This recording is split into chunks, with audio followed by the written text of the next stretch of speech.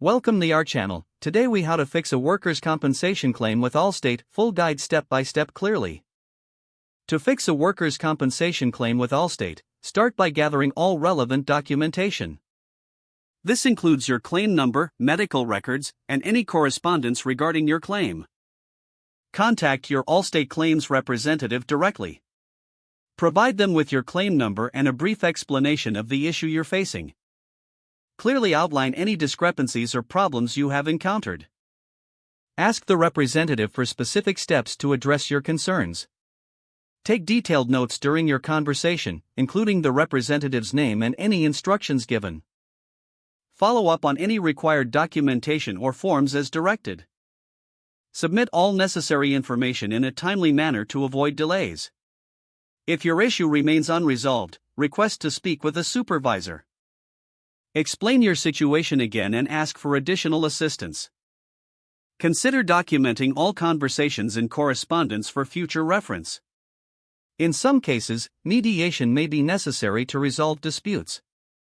If you feel your claim is still not being handled properly, reach out to your state's Workers' Compensation Board. They can provide guidance and determine appropriate next steps. File a formal appeal if necessary, following Allstate's outlined process. Ensure all appeal documentation is complete and submitted before the deadline. Be persistent but patient throughout the process. Regularly check the status of your claim and remain in contact with your claims representative.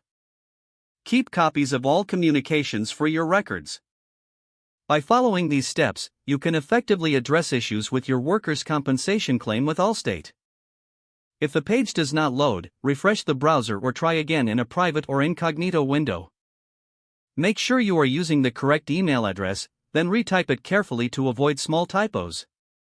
If your password is not accepted, use the reset option and create a new strong password you can remember. Check your spam folder for verification or security emails, then complete any requested confirmation steps. Enable two-factor authentication if available to improve account security and reduce unauthorized access risk. After signing in, review your profile details so your contact information and settings are accurate and current. If you see an error message, note it down and try again after restarting your device and internet connection. Don't forget to like this video and subscribe to our channel for more step-by-step tech guides.